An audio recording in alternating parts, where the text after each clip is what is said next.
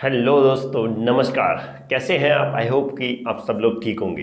तो स्वागत है आपका फिर से आपके अपने यूट्यूब चैनल एम्बिशन क्लासेस 2019 में।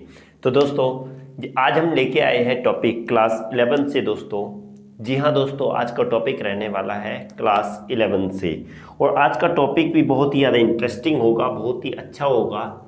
जो टॉपिक का नाम होगा मोलैरिटी एंड मोलैलिटी।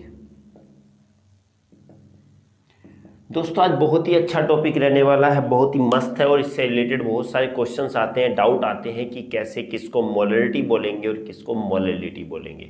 तो दोस्तों, आज हम इसी टॉपिक पर डिस्कस करने वाले हैं कि मोलैरिटी क्या होता है और मोलैलिटी क्या होता है। तो दोस्तों, बिना देर किए स्टार्ट करते हैं आज का हम टॉपिक मोलैरिटी।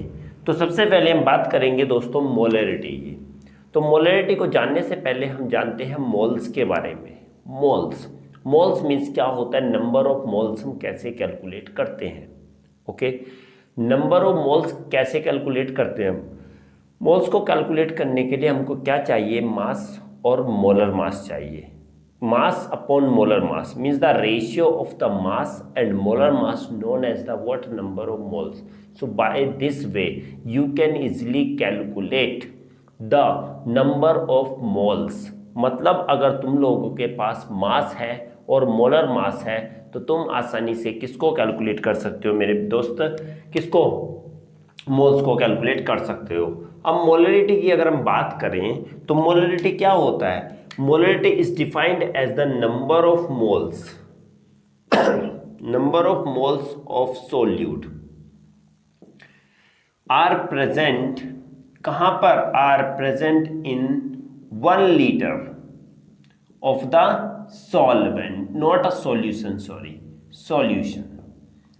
ये कहा गया है कि 1 लीटर सॉल्यूशन में जितने मोल्स प्रेजेंट होते हैं, किसके, सोल्यूट के प्रेजेंट होते हैं, वही हमारी क्या कहलाती है, मोलैरिटी कहलाती है। क्या कहलाएगी दोस्तों, मोलैरिटी कहलाएगी। अब दोस्तों एक बात करेंगे तो इसकी मैथमेटिकल रिप्रेजेंटेशन कैसे देंगे। तो बात करेंगे मैथमेटिकली, इसको कैसे लिखेंगे। मैथमेटिकल लिखेंगे क्या, पहले हम इसको एक और बात बताते हैं कि इसको कैसे रिप्रेजेंट किया जाता है, कैपिटल एम से रिप्रेजेंट किया जाता है। किससे रिप्रेजेंट किया जाता है, कैपिटल एम से। Okay, now how can you define, means the number of moles are, number of moles of solute, number of moles of solute are present in the 1 litre of the solution. 1 litre solution में, ये बात ध्यान रखना, बिल्कुल ध्यान रखना, भूलना नहीं है। मोलैरिटी की बात आती है, रिटी RITY, रिटी की बात आएगी तो रीटर का मतलब होता है, रिटी का मतलब होता है कि 1 लीटर सॉल्यूशन में जितने सोल्यूट के मोल्स होंगे वही उसकी क्या कहलाती है, मोलैरिटी कहलाएगी।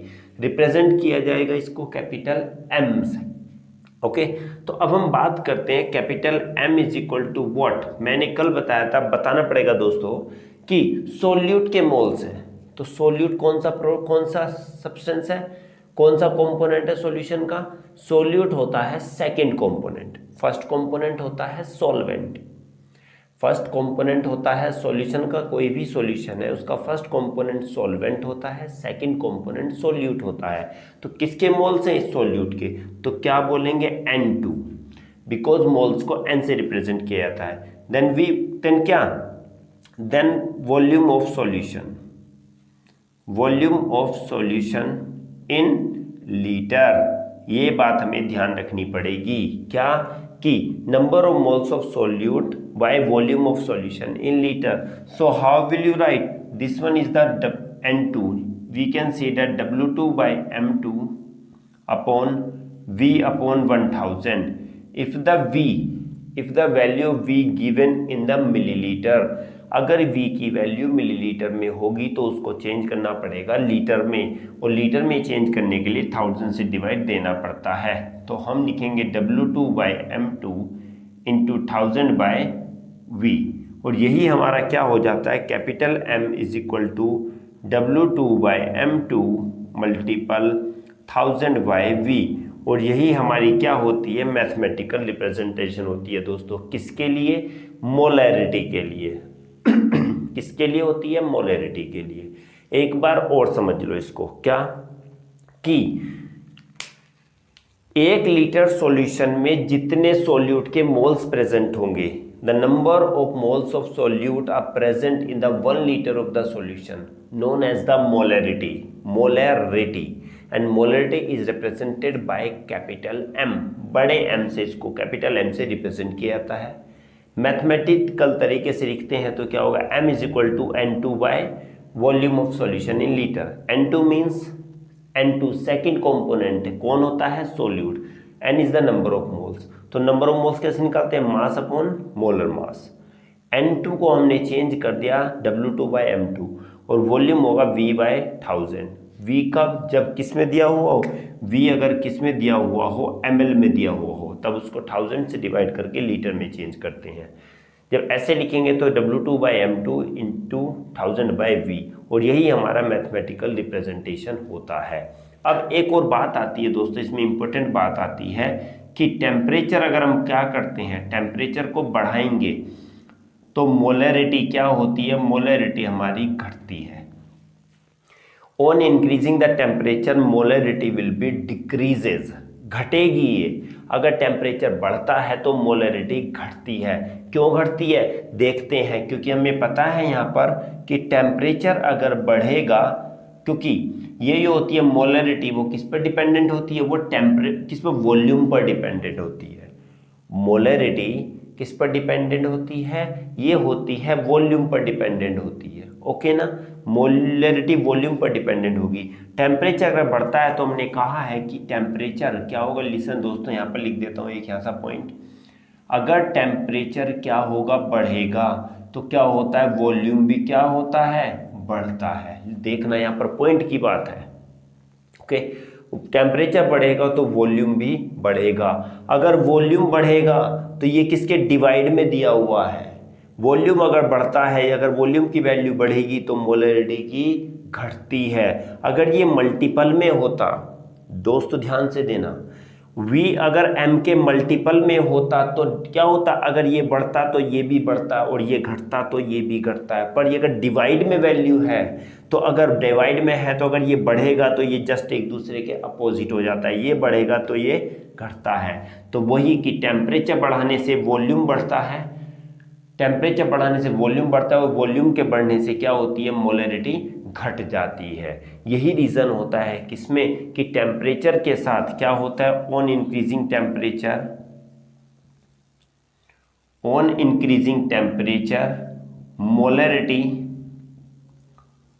Molarity decreases. मोलैरिटी क्या होती है दोस्तों, मोलैरिटी घटती है। क्यों, क्योंकि मोलैरिटी क्या होगा, टेम्परेचर बढ़ेगा तो वॉल्यूम बढ़ेगा, और वॉल्यूम बढ़ेगा तो मोलैरिटी डिक्रीज हो जाती है। ओके, आई होप कि दोस्तों समझ में आया होगा। दोस्तों स्क्रीनशॉट भी ले सकते हो आप, क्योंकि इसमें अगर लगता है कि स्पीड कुछ थोड़ा स्पीड से हो रहा है तो समझ में नहीं आता, तो आप स्क्रीनशॉट से पढ़ सकते हो। और उसके बाद भी अगर कुछ डाउट लगता है तो आप हमें कमेंट बॉक्स में ज़रूर लिखिएगा। हम आपके हर आंसर का जवाब देने का, हर क्वेश्चन को सॉल्व करने की कोशिश करेंगे दोस्तों। और हमारे साथ हमेशा बने रहिएगा और वीडियो को बिना स्किप करे हुए देखिएगा, क्योंकि आज 2 टॉपिक है। चैलेंज करते हैं कि दोनों टॉपिक आज ये भी क्लियर करके जाएंगे, मोलैरिटी और मोलैरिटी। आई होप कि मोलैरिटी तो क्लियर हो गया होगा। दोस्तों अगर समझ में आया तो अपनी चैनल को सब्सक्राइब जरूर कीजिएगा और दोस्तों में भी शेयर कीजिएगा। और कोई भी डाउट लगता है तो हमें कमेंट बॉक्स में लिखना भी ना भूलें, और थम्स अप दोस्तों देते रहिएगा। अब बात करेंगे दोस्तों मोलैरिटी की बात करेंगे। मोलैरिटी क्या होती है, ओके, ये तो मोलैरिटी के बारे में था। मोलैरिटी के बारे में बात करेंगे। मोलैरिटी की सेम वही होती है कि number of moles of solute are present in 1 kg of the solvent. यहाँ पर दोस्तों इतना ही चेंज आ जाता है कि पहले तो इतने मोल्स 1 लीटर सॉल्यूशन में थे, बट अगर मोलैरिटी की बात आती है, दिस वन दोस्तों, ये वाला मोलैरिटी की अगर बात आती है तो उसमें क्या हो जाएगा, सॉल्वेंट हो जाएगा। क्या हो जाएगा, सॉल्वेंट। और कितना, 1 kg of the solvent. Is it clear. 1 kg of the solvent, और इसको रिप्रेजेंट किया जाता है दोस्तों स्मॉल m से। किससे रिप्रेजेंट किया जाता है? स्मॉल m से, समझते रहना। मैथमेटिकली तरीके से देखते हैं तो क्या होगा? मैथमेटिकली तरीके से देखेंगे तो small m is equal to same number of moles of solute N2 by what? Mass of solvent, mass of solvent, और किसमें? In kg, kilogram. अगर हम आगे लिखते हैं तो क्या लिखेंगे? W2 by M2 by solvent है, सॉल्वेंट कौन सा कंपोनेंट है? फर्स्ट कंपोनेंट है, तो W1 मास की बात हो रही है तो W1 bye 1000 in kg. If this value will given in a what? If this value given in a gram, then you have to change this value in kilogram, because हम यही बोल रहे हैं कि 1 किलोग्राम सॉल्वेंट में जितने moles present होते हैं वही क्या कहलाती है? उसकी मोलैलिटी कहलाती है। तो इसको हम लिखेंगे तो कैसे लिखेंगे? W2 by M2 into 1000 bye W1, और यही हमारा मैथमेटिकल रिप्रेजेंटेशन हो जाता है क्या? W2 by M2 into 1000 bye W1। यही हमारा मैथमेटिकल रिप्रेजेंटेशन किसके लिए है? मोलैलिटी के लिए है। किसके लिए है? मोलैलिटी के लिए है। अब एक बात और इसमें आती है, अगर टेम्परेचर बढ़े या प्रेशर भी अगर बढ़ता है तो इस पर कोई भी effect? No effect on molality, no effect on molality, molality पे कोई भी इफेक्ट नहीं पड़ता है। मोलैलिटी, सॉरी मोलैलिटी कर दिया हमने दोस्तों, मोलैलिटी।